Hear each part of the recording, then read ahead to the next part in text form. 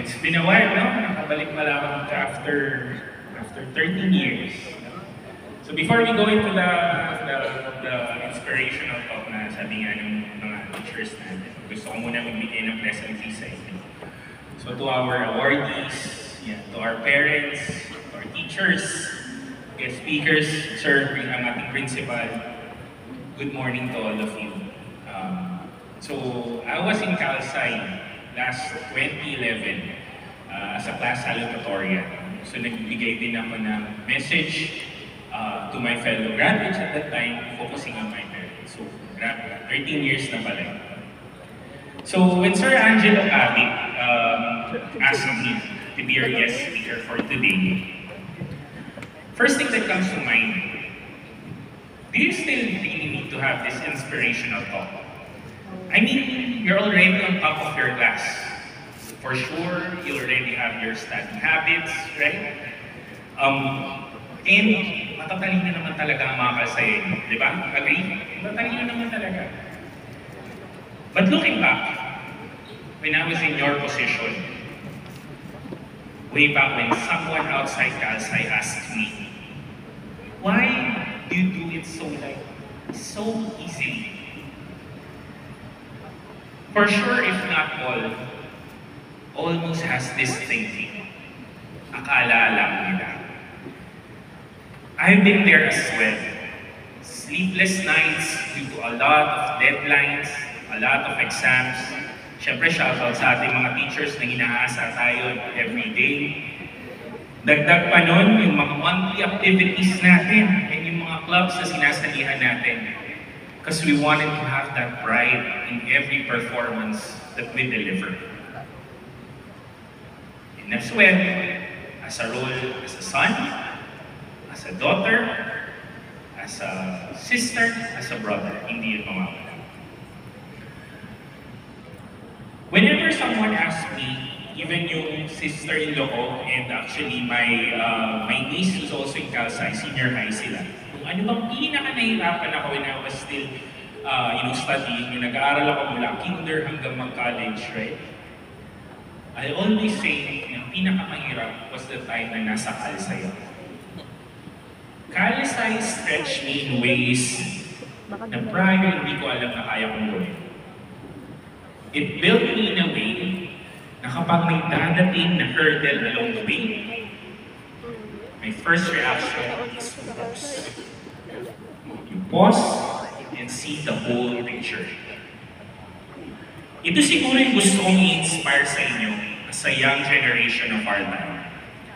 You are already achieving great as early as now. Kita nyo naman, you're already on top of your class. But I assure you, it does not guarantee a smooth sailing ocean in the future. One thing na gusto ko again i-highlight dito is you pause, you assert the situation, and don't act right away kapag meron sa inyong obstacle. Sometimes hindi natin kailangan i-fight it head-on. Kailangan pag may problem, harapin kaagad natin. Sometimes we just need to find another way. Baka naman merong other way that others that could also lead us to the other side of the road. Or baka naman, it's something na hindi natin kailangan problemahin. Choose your battles, guys. Choose your battles. And when you chose to fight for it, you assert the best way to find the solution. Naalala nyo kapag gumagawa kayo ng research paper nyo, ng investigatory projects nyo, right? You always test it. Or you find your related literature. Diba? Kaya may review of related literature sa mga papel nyo.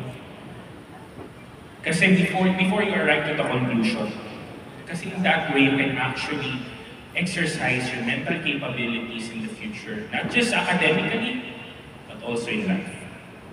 Again, kapag meron kayong nakakitang problem in the future, tandaan nyo lang yung short na abbreviation. PBA. You pause, you breathe, you assert. Kapag may problem sa harap, hindi nyo kailangan talunin. Hindi nyo naman kaya. Baka naman kailangan nyo lang umikot, tapos pwede nyo naman puntahan yung kabilang side. Or, baka naman akala nyo hindi kayo pupunta. Pero ang goal nyo pala talaga nandito sa kaliwa. Hindi niyo siya kailangan problemahin. Hindi niyo siya kailangan daan. Another thing is, I always want to emphasize is when you have these hurdles, you don't have to face it alone. Something that, resonates to me up until this time is this quote, and gusto ko rin matandaan niyo siya.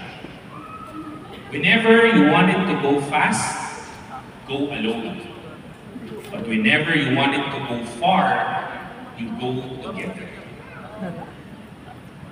Just like you guys, you are all strong individuals in your own right, but there will always be times na hindi kayo 100%. Diba? May mga times magkakasakit kayo, mapapagod kayo, mauubos kayo. At that time, I want you to ask, there's someone out there that could actually help you. To those na meron ng mga best friend dito, through their church friends, to their classmates, to their cousins, or even your parents, that's good, that's really, really nice. And pero may mga tao pa din na, they wanted to go alone. They wanted to be just themselves. I want you to, I want you to have even that one person. Hindi ko ina-ask na mag-socialize kayo to hundreds of people or thousands of people kasi hindi nyo naman yung maaari yung personality. But someone out there that could, you can be transparent.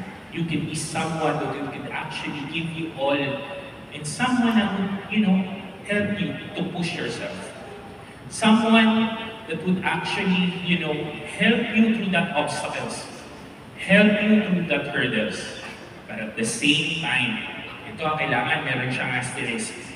And at the same time, whenever you feel down, whenever you're not 100%, someone that will take good care of you.